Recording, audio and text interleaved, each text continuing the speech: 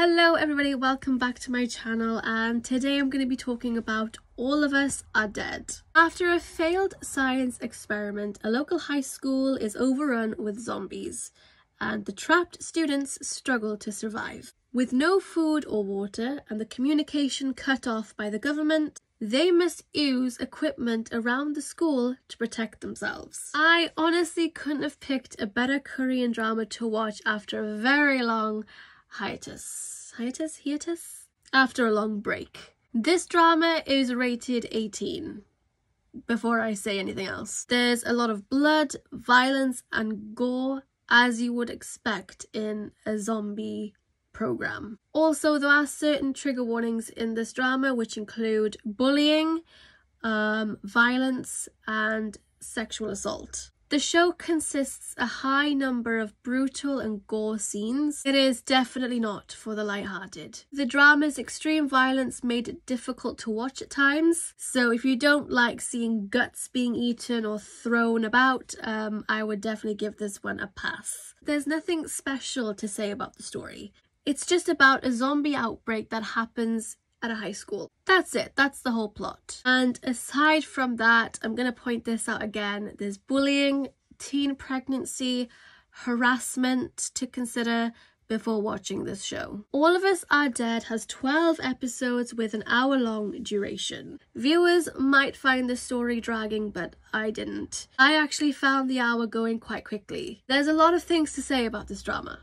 Good and bad, but don't worry, I won't give you any spoilers because I don't do that. Now, I finished this drama in just one day. It was a Sunday. I was bored. Even though this drama does have its fair share of plot holes and questionable actions, this drama was one hell of a roller coaster. At some parts, I actually found it really hard to breathe when the characters were fighting off the zombies. And when I say questionable actions, I mean some of the decisions made by the main characters were just stupid and immature. Then we had a lot of side characters who didn't really need to be in the show at all. For example, we had a pregnant student at the very beginning. The mother's identity isn't revealed, and we know nothing about her except that she's just given birth and she ties herself up to a restaurant so that she can't harm the child or the other zombies.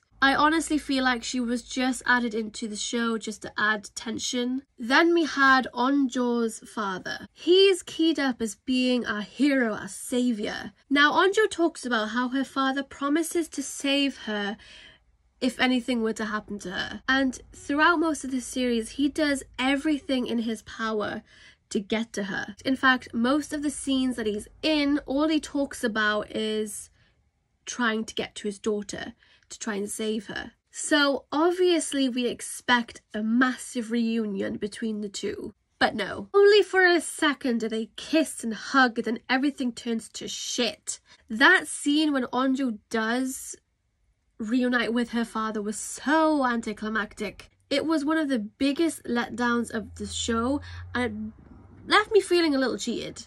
Let's just say that scene at the tennis court was an absolute mess. Fiasco. And then we had some other side characters, like the girl that was getting bullied, Chong-san's mother, the detective, the streamer, the assembly woman. All of these characters were added into it, but we've got no idea what's happening to them or what's gonna happen to them. Like, at the end, we don't know what their fates were. Like, what happened to Namra in the last episode? Where did she go? And the scientist who created the fucking virus, where did he go? Just so many questions, my god.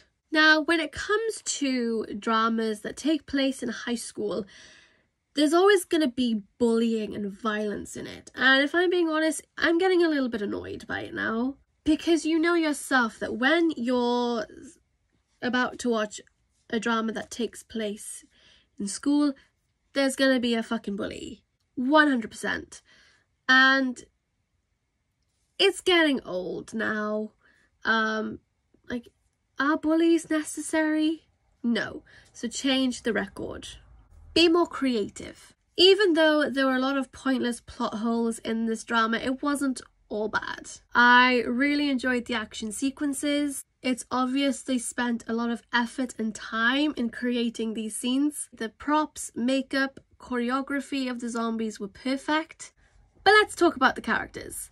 There's a lot, so I won't bore you with who they are and whatnot. I will say though that I didn't have a favourite character. And if I'm being honest, I didn't root for anyone. For example, when the main characters were fighting off the zombies, I wasn't like rooting for anyone to like stay alive. I honestly didn't give a shit who got bitten and who didn't. Like, I just didn't care. The only character that I found remotely interesting was Kdrama. Kdrama is the main villain of the show and is portrayed as a low-life gangster wannabe. Now, as much as I disliked his character, I actually started feeling a little bit sorry for him. Why? Because he kept getting thrown off buildings. When it happened the first time, I laughed because, you know, he's the bad guy and, you know. But when it started happening a few more times, I actually started feeling sorry for the poor guy. I mean, he spends the majority of the time trying to find this one character.